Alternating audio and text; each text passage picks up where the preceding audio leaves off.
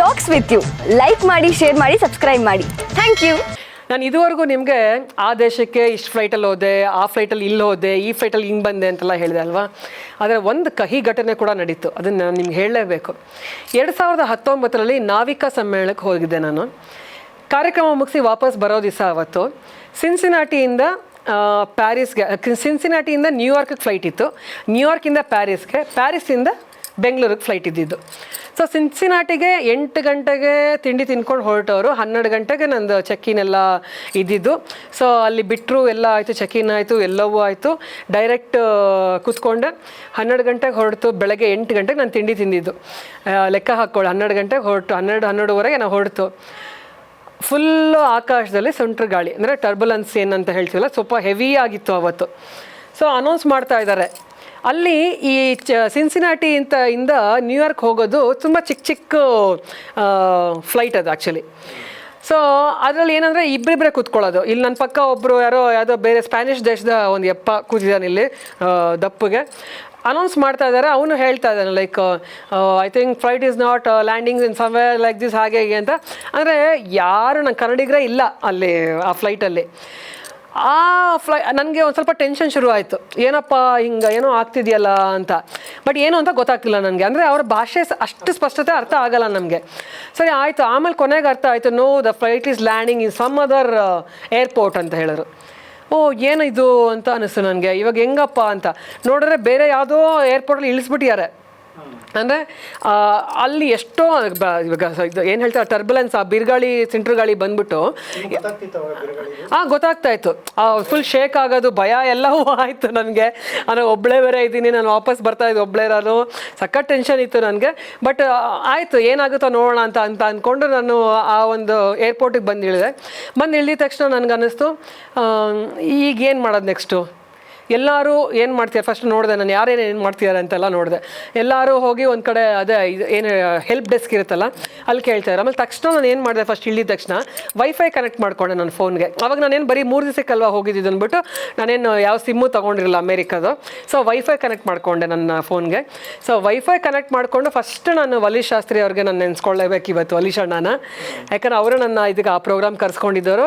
ವಲೀಶ್ ಅಣ್ಣ ಹಿಂಗೆ ಆಗೋಗಿದೆ, ಏನು ಮಾಡಲಿ, ನೀನು ಏನು ಟೆನ್ಷನ್ ಮಾಡ್ಕೋಬೇಡ, ಅಲ್ಲಿರೋರಿಗೆ ಹೆಲ್ಪ್ ಡೆಸ್ಕ್ ಹತ್ರ ಇರ್ತಾರಲ್ಲ ಅವ್ರ ಹತ್ರ ಹೋಗಿ ನೀನು ಮಾತಾಡು, ಏನು ಮಾಡ್ಬೇಕು ನೆಕ್ಸ್ಟು ಅಂತ. ನಿಂಗೆ ಗೊತ್ತಾಗಲಿಲ್ಲ ಅಂದರೆ ನನಗೆ ಕೊಡು ಫೋನ್, ನಾನು ಮಾತಾಡ್ತೀನಿ ಅಂತ ಹೇಳೋರು. ಆಮೇಲೆ ನೀನು ಟೆನ್ಷನ್ ಮಾಡ್ಕೋಬೇಡ, ಅವ್ರು ಇನ್ನೊಂದು ಫ್ಲೈಟ್ ತರಿಸ್ತಾರೆ, ಅದೇ ಫ್ಲೈಟಲ್ಲೋ ಅಥವಾ ಬೇರೆ ಫ್ಲೈಟಲ್ಲಿ ನಿಮ್ಮನ್ನು ಕರ್ಕೊಂಡು ಹೋಗಿ ಅಲ್ಲಿ ಬಿಡ್ತಾರೆ ಇದರಲ್ಲಿ ನ್ಯೂಯಾರ್ಕ್ಗೆ ಅಂತ ಹೇಳೋರು. ಆಯಿತು ಅಂತ ಅಂದ್ಕೊಂಡು 1 hour ವೆಯ್ಟ್ ಮಾಡಿದ್ದು. ಸೊ ಎಲ್ಲರೂ ಅಲ್ಲೇ ಕೂತ್ಕೊಂಡ್ರು. ಎಲ್ಲರೂ ಏನು ಮಾಡ್ತೀರ ಅದನ್ನೇ ಮಾಡಿದೆ. ಅಲ್ಲಿ ಹತ್ರ ಹೋಗಿ ಹೆಲ್ಪ್ ಡೆಸ್ಕ್ ಹತ್ರ ಮಾತಾಡಿದೆ. ಸೊ ಅವ್ರೇನೋ ಹೇಳಿದ್ರು, ನಂಗೆ ಅಷ್ಟು ಅರ್ಥ ಆಗಲಿಲ್ಲ. ಕೊನೆಗೆ ಅವ್ರಿಗೆ ಫೋನ್ ಕೊಟ್ಟೆ. ಅವ್ರು ಮಾತಾಡಿದ್ಮೇಲೆ ಅವ್ರು ಹೇಳಿದ್ರು ನಂಗೆ, ಇಲ್ಲ ಬೇರೆ ಫ್ಲೈಟ್ ಬರುತ್ತೆ, ಅವ್ರನ್ನ ಕಳಿಸ್ತೀವಿ ಅಂತ. ಸೊ ಆಮೇಲೆ 1 hour 1.5 hour ಆದಮೇಲೆ ಬಂತು. ಸೊ ನಂಗೆ ಆ ಫ್ಲೈಟಲ್ಲಿ ಏನೋ ಚಿಕ್ಕ ಬಿಸ್ಕೆಟ್ ಏನೋ ಕೊಟ್ಟಿದ್ರು ಅಷ್ಟೇ. ಆಗಲೇ ಒಂದು ಅಷ್ಟೆಲ್ಲ ಆಗೋಷ್ಟರಲ್ಲಿ 1:30-2 ಗಂಟೆ ಆಗೋಗಿತ್ತು. ಸೊ ತಿರ್ಗಾ ಆ ಫ್ಲೈಟ್ ಹತ್ಕೊಂಡು ಬರೋ ಅಷ್ಟರಲ್ಲಿ, ನ್ಯೂಯಾರ್ಕ್ ಹೋಗೋ ಅಷ್ಟರಲ್ಲಿ ನನಗೆ ಮತ್ತೆ 4:15 ಫ್ಲೈಟ್ ಇತ್ತು. ಇಲ್ಲಿಗೆ ಬರೋ ಅಷ್ಟರಲ್ಲಿ ನಂಗೆ ಫ್ಲೈಟ್ ಹೊಟ್ಟೋಗಿತ್ತು. ಯಾಕಂದರೆ ನ್ಯೂಯಾರ್ಕಿಂದ ಪ್ಯಾರಿಸ್ ಬರಬೇಕಾಗಿತ್ತಲ್ಲ, ಈ ಫ್ಲೈಟ್ ಹೊಟ್ಟೋಯ್ತು. ಆಮೇಲೆ ಬರೀ ನನ್ನ ಫ್ಲೈಟ್ ಒಂದೇ ಅಲ್ಲ, ಎಷ್ಟೊಂದು ಫ್ಲೈಟ್ಸ್ ಹಾಗೆ ಪ್ರಾಬ್ಲಮ್ ಆಗಿ ನ್ಯೂಯಾರ್ಕ್ ಏರ್ಪೋರ್ಟ್ ತುಂಬ ದೊಡ್ಡ ಏರ್ಪೋರ್ಟು. ಅಲ್ಲಿ ಎಷ್ಟು ಜನ ಸೇರಿದ್ದಾರೆ ಅಂತ ಹೇಳಿದ್ರೆ ನಂಗೆ ಒಬ್ಬರು ಕೂಡ ಇಂಡಿಯನ್ ಕಾಣಿಸ್ತಿಲ್ಲ. ಕನ್ನಡಿಗರು ಬಿಟ್ಬಿಡಿ, ಒಬ್ಬರು ಕೂಡ ಇಂಡಿಯನ್ ಕಾಣಿಸ್ತಿಲ್ಲ ನನಗೆ. ಬರೀ ಬೇರೆ ಬೇರೆ ಬೇರೆ ಎಲ್ಲ ಇಂಗ್ಲೀಷ್ ಅವರೇ. ನಂಗೆ ಫುಲ್ಲು ಅಳು ಬರೋಂಗೆ ಆಗೋಯ್ತು ನಿಜವಾಗ್ಲೂ. ಅಂದರೆ ಒಂದು ಫ್ಲೈಟ್ ಹೊಟ್ಟೋಗಿದೆ, ಟೈಮ್ ಆಗೋಗಿದೆ, ಏನು ಮಾಡಬೇಕು ಅಂತ. ಆಮೇಲೆ ಅಲ್ಲಿಗೆ ಬರೋ ಅಷ್ಟರಲ್ಲಿ ಇಳಿದು ಎಲ್ಲ ಬರೋ ಅಷ್ಟರಲ್ಲಿ ಟೈಮ್ ಆಗೋಗ್ತಾ ಇತ್ತು ಫುಲ್ಲು. ಅಷ್ಟರಲ್ಲಿ ನನಗಾಗಲೇ ಇಲ್ಲಿ ಬಂದು ವೈಫೈ ಕನೆಕ್ಟ್ ಮಾಡಿಕೊಂಡೆ. ಸೊ ಇಲ್ಲೂ ಫ್ಲೈಟ್ ಹೊಟ್ಟೋಯ್ತು ಅಂತ ಗೊತ್ತಾಯಿತು. ಸೊ ಆಮೇಲೆ ಏನು ಮಾಡೋದು ಅಂತ ಕಾದು ಅವ್ರು ಹೇಳಿದ್ರು, ಹೋಟ್ಲು ಕೊಡ್ತಾರೆ ನಿಮಗೆ, ನೀವು ವೆಯ್ಟ್ ಮಾಡಿ, ನಾಳೆ ನಿಮಗೆ ಫ್ಲೈಟ್ ಸಿಗುತ್ತೆ ಅಂದರು. ಅಯ್ಯೋ ಏನು ಮಾಡೋದು ಅಂತ ಹೇಳ್ಬಿಟ್ಟು ಆಮೇಲೆ ನೋಡ್ರೆ ಹೋಟ್ಲು ಕೊಡಲಿಲ್ಲ ನಮ್ಗೆ ಅವರು. ಆ್ಯಕ್ಚುಲಿ ಹೋಟೆಲ್ ಕೊಡಬೇಕಾಗಿತ್ತು, ಬಟ್ ಆದರೆ ತುಂಬ ಜನ ಅಲ್ಲಿ ಉಳ್ಕೊಂಡಿದ್ರಿಂದ ಅವ್ರಿಗೆ ಯಾರಿಗೂ ಇದು ಮಾಡೋಕ್ಕಾಗ್ತಾಯಿಲ್ಲ. ಸೊ ಅಲ್ಲಿ ಕೊನೆಗೆ ನನಗೆ 9 ಗಂಟೆ ಆಯಿತು. ಆವಾಗ ಎಷ್ಟು ರೆಸ್ಟ್ಲೆಸ್ ಆಗಿಬಿಟ್ಟೆ ಅಂತ ಹೇಳಿದ್ರೆ, ಬೆಳಗ್ಗೆ 8 ಗಂಟೆಗೆ ತಿಂದವಳು ಏನೂ ತಿಂದಿಲ್ಲ. ಸೊ ಏನು ಮಾಡೋದು, ಆಮೇಲೆ ಅಷ್ಟರಲ್ಲಿ ತುಂಬ ಫೋನ್ಗಳು ಬರೋಕ್ಕೆ ಶುರು ಆಯಿತು. ಸವಿತಕ್ಕ ಏನು ಮಾಡ್ತೀರಾ, ಗಾಬರಿ ಬೀಳಬೇಡಿ, ನಿಮಗೆ ಅಲ್ಲಿ ಇದಿರುತ್ತೆ, ಲಾಂಜ್ ಇರುತ್ತೆ, ಅಲ್ಲೋಗಿ ಕೂತ್ಕೊಳ್ಳಿ ಅಥವಾ ಇದು ಮಾಡಿ ಅಂತ ಎಲ್ಲ ಪಾಪ ಸಜೆಷನ್ಸ್ ಕೊಡ್ತಾನೇ ಇದ್ರು ನಮಗೆ. ಆಯಿತು ಅಂತ ಹೇಳಿ ನಂಗೆ ಎಲ್ಲದಕ್ಕಿಂತ ಇದಾಯಿತು, ತುಂಬ ಹೊಟ್ಟೆ ಹಸಿಯೋಕ್ಕೆ ಶುರು ಆಗೋಯ್ತು. ಅಷ್ಟರಲ್ಲಿ ಕರೆಕ್ಟಾಗಿ ಫೋನ್ ಸ್ವಿಚ್ ಆಫ್ ಮಾಡಿಬಿಟ್ಟೆ. ಒಂದು ಅರ್ಧ ಗಂಟೆ. ಫೋನ್ ಸ್ವಿಚ್ ಆಫ್ ಮಾಡಿಬಿಟ್ಟು ಹೋಗಿ ಫಸ್ಟು ಅಲ್ಲಿ ಇನ್ನೇನು ಸಿಗುತ್ತೆ, ಪಿಜ್ಜಾ. ನಮಗಿನ್ನೇನು ತಿನ್ನೋಕ್ಕಾಗಲ್ಲ, ಬರ್ಗರು ಪಿಜ್ಜಾ ಬಿಟ್ಟರೆ ತರಕಾರಿ ಹಣ್ಣು ಅಷ್ಟೇ. ಸೊ ಅಲ್ಲಿ ಹೋಗಿ ಒಂದು $10 ಕೊಟ್ಬಿಟ್ಟು ಪಿಜ್ಜಾ ತೊಗೊಂಡೆ. ಸೊ ಪಿಜ್ಜಾ ತೊಗೊಂಡು ಒಂದು ಬಾಟ್ಲು ಜ್ಯೂಸ್ ತೊಗೊಂಡು ನೀರು ತೊಗೊಂಡು ಕುಡಿದ್ಬಿಟ್ಟು ಎಲ್ಲ ಸಮಾಧಾನ ಆದ್ಮೇಲೆ ಫೋನ್ ಆನ್ ಮಾಡಿದೆ, ಹೇಳಿದೆ ಇಲ್ಲ ಆಮೇಲೆ ಅವರೊಂದು ಇದು ಕೊಟ್ಟರು, ಬೆಡ್ಶೀಟು ಒಂದು ದಿಂಬೆಲ್ಲ ಕೊಟ್ಬಿಟ್ಟು ಮಲ್ಕೊಳ್ಳಿ ಅಂತ ಹೇಳ್ಬಿಟ್ಟು. ಎಲ್ಲ ನಂತರ ತುಂಬ ಜನ ಮಲಗಿದ್ದಾರೆ ಅಲ್ಲೇ, ಎಲ್ಲರಿಗೂ ಹಾಗೆ ಆಗಿದೆ ಪ್ರಾಬ್ಲಮ್. ಸೊ ಪೊಲೀಸು ಎಲ್ಲ ಓಡಾಡ್ತಾ ಇದ್ದಾರೆ ಅಲ್ಲಿ, ಎಲ್ಲ ಇದಾಗಿದೆ. ಸೊ ಸ್ವಲ್ಪ ಟೆನ್ಷನ್ ಇತ್ತು ನನಗೆ, ಯಾಕಂದ್ರೆ ನನ್ನ ಹತ್ರ ಒಂದು $600 ದುಡ್ಡಿತ್ತು. ಒಂದು ಹೊಸ ವೈಲಿನ್ ತೊಗೊಂಡು, ಯಾರೋ ಹೇಳಿರೋದು ಬೇಕು ಅಂತೇಳಿ ಅದು ತೊಗೊಂಡಿದ್ದೆ. ಆಮೇಲೆ ನನ್ನ ಬ್ಯಾಕ್ ಪ್ಯಾಕ್ ಒಂದಿತ್ತು, ಮಿಕ್ಕಿದ ನನ್ನ ಸೂಟ್ಕೇಸ್ ಎಲ್ಲ ಹೊಟ್ಟೋಗಿದೆ. ಅದು ಅಲ್ಲಿಂದ ಹಂಗಂಗೆ ಹೋಗ್ತಾ ಇರುತ್ತೆ ಅದು. ಅಂದರೆ ಇವಾಗ ನಾವು ಒಂದ್ಸಲ ಇಲ್ಲಿ ಹಾಕಿದ್ಮೇಲೆ ಎಷ್ಟು ಫ್ಲೈಟ್ ಇದೆಯೋ ಅಷ್ಟು ಫ್ಲೈಟ್ ದಾಟ್ಕೊಂಡು ನಾವು ಎಲ್ಲಿ ಇಳಿತೀವೋ ಅಲ್ಲಿಗೆ ಹೋಗಿರುತ್ತೆ ಅದು, ಹೋಗಿರುತ್ತೆ. ಸೊ ಆಯಿತು, ಇವಾಗ ನನಗೆ ಫ್ಲೈಟ್ ಇಲ್ಲ, ನೆಕ್ಸ್ಟ್ ಇಲ್ಲ ಅಂತ ಗೊತ್ತಾಯ್ತಲ್ಲ. ನೆಕ್ಸ್ಟ್ ಡೇ 6:30ಗೆ ನನ್ನ ಫ್ಲೈಟ್. ಇಲ್ಲ, ರಾತ್ರಿ, ಸಂಜೆ ಆಯಿತಾ, 6:30ಗೆ ಫ್ಲೈಟು.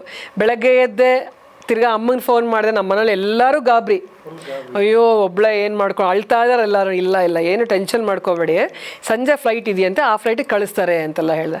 ಸರಿ ಆಯಿತು ಅಂತ ಹೇಳಿಬಿಟ್ಟು ಬೆಳಗ್ಗೆ ಎಲ್ಲ ಓಡಾಡ್ಕೊಂಡು ಅಲ್ಲಲ್ಲೇ ತುಂಬ ದೊಡ್ಡ ಏರ್ಪೋರ್ಟು. ಇಲ್ಲ ನನಗೆ ನಿಜ ಹೇಳಬೇಕು ಅಂತ ಹೇಳಿದ್ರೆ ಭಾಳ ಖುಷಿ ಆಯಿತು. ಯಾಕೆ ಖುಷಿ ಆಯಿತು ಅಂತ ಕೇಳಿ, ಇಂಥ ಸಿಚುವೇಶನ್ ಆದರೆ ಏನು ಮಾಡಬೇಕು ಅನ್ನೋದು ಕಲಿತೆ ನಾನು. ಅಂದರೆ ಏನು ಗೊತ್ತಾ, ಕಷ್ಟ ಯಾರಿಗೆ ಬರಲ್ಲ ಅಲ್ವಾ, ಇವಾಗ ನಮಗೆ ಬರೋದು, ಅದನ್ನು ಹೆಂಗೆ ಸಾಲ್ವ್ ಮಾಡಬೇಕು ಅನ್ನೋದು ಗೊತ್ತಿರಬೇಕಲ್ಲ. ಅಫ್ಕೋರ್ಸ್ ನಾನು ಗಾಬರಿ ಆಯಿತು, ಪ್ಯಾನಿಕ್ ಆಯಿತು, ಗಾಬರಿ ಆಯಿತು, ಎಲ್ಲ ಆಯ್ತು. ಬಟ್ ಆದರೆ ಹಿಂಗಾದರೆ ಹಿಂಗೆ ಮಾಡಬೇಕು, ಹಿಂಗಾದರೆ ಹಿಂಗಾಗತ್ತೆ ಅನ್ನೋದು ಕಲಿಸ್ನಲ್ಲ ನನ್ನಲ್ಲಿ.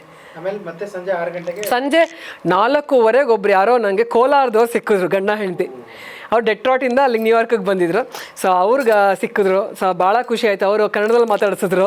ಸೊ ಎಲ್ಲ ಮಾತಾಡ್ಕೊಂಡು ಹಿಂಗೆಲ್ಲ ಆಯಿತು ಅಂತ ಹೇಳಿದಾಗ 6:30 ಫ್ಲೈಟಿಗೆ ಹತ್ಕೊಂಡು ನ್ಯೂಯಾರ್ಕಿಂದ ಪ್ಯಾರಿಸಿಗೆ ಬಂದ್ವಿ. ಸೊ ಪ್ಯಾರಿಸಿಂದ ನೋಡಿ ನನ್ನ ಲಕ್ ಹೆಂಗಿದೆ ಅಂತ ಹೇಳಿದ್ರೆ, ಪ್ಯಾರಿಸಿಂದ ಬೆಂಗಳೂರಿಗೆ ಬರೋ ಫ್ಲೈಟು 1 hour ಡಿಲೇ, ಯಾಕಂದರೆ ಇಂಜಿನ್ ಪ್ರಾಬ್ಲಮ್ ಆಗೋಯ್ತಲ್ಲಿ.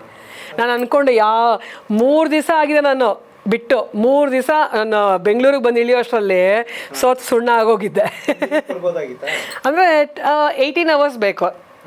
ಡಿಪೆಂಡ್ಸ್ ಅಪಾನ್ ನೀವು ವೆಸ್ಟ್ ಸೈಡಿಂದ ಬರ್ತೀರಾ ಅಥವಾ ಈಸ್ಟ್ ಸೈಡಿಂದ ಬರ್ತೀರಾ, ಮಿಡಲಿಂದ ಬರ್ತೀರಾ, ಇಲ್ಲಿಂದ ಬರ್ತೀರಾ, ಅದ್ರ ಮೇಲೆ ಡಿಪೆಂಡ್ ಆಗುತ್ತೆ.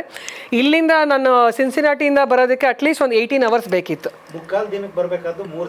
ಹೌದು, ಅಟ್ಲೀಸ್ಟ್ ಹೌದು ನಾನು ಹೇಳೋದು 2 ದಿವಸ ಅಂತ ಲೆಕ್ಕ ಇಟ್ಕೊಂಡ್ರು 3 ದಿವಸ ನನಗೆ ಮನೆಗೆ ಬಂದು ಇಳಿಯೋ ಅಷ್ಟರಲ್ಲಿ ಅಪ್ಪ ಅನಿಸ್ಬಿಡ್ತು.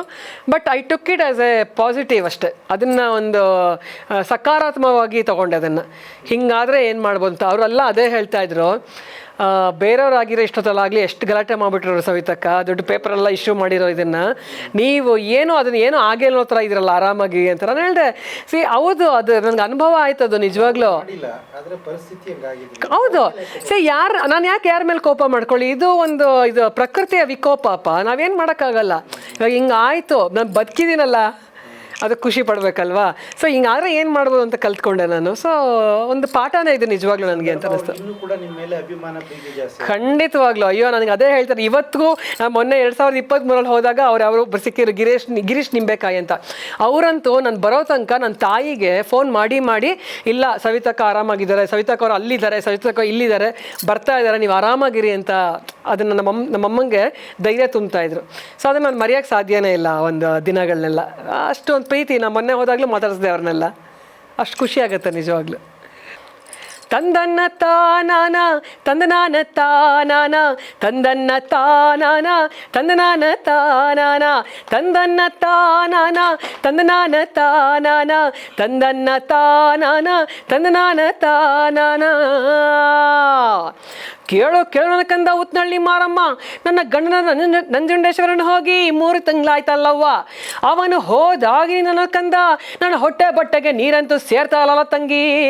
ತಲೆಯಲ್ಲಿ ನೆರೆ ಬಂದಿರುವಂತ ಆ ಮುದಿ ನನ್ನ ಸೌತೆರಿಗೆ ವಾಲ್ಕೊಂಡು ಕುಂತವನಲ್ಲ, ಅವನ್ ಹಾವಾದ್ರೂ ಕಚ್ಚಾಬಾರ್ದ, ಚೇಳಾದ್ರೂ ಚುಚ್ಚಾಬಾರ್ದ, ನಾಕಾರ ಜ್ವರ ಬಂದು ನರಳಾಡಿ ಸಾಯಬಾರ್ದ, ಕಳ್ಳ ನಾಯ್ಸ ತೊಡಿಯ ಬರಲಿಲ್ಲ ತಂಗ್ಯವ್ವ ತಂದನ್ನ ತಾನಾನ ತಂದನ್ನ ತಾನಾನ ತಂದನಾನ ತಾನಾನ ತಂದನ್ನ ತಾನಾನ ತಂದನಾನ ತಾನಾನ.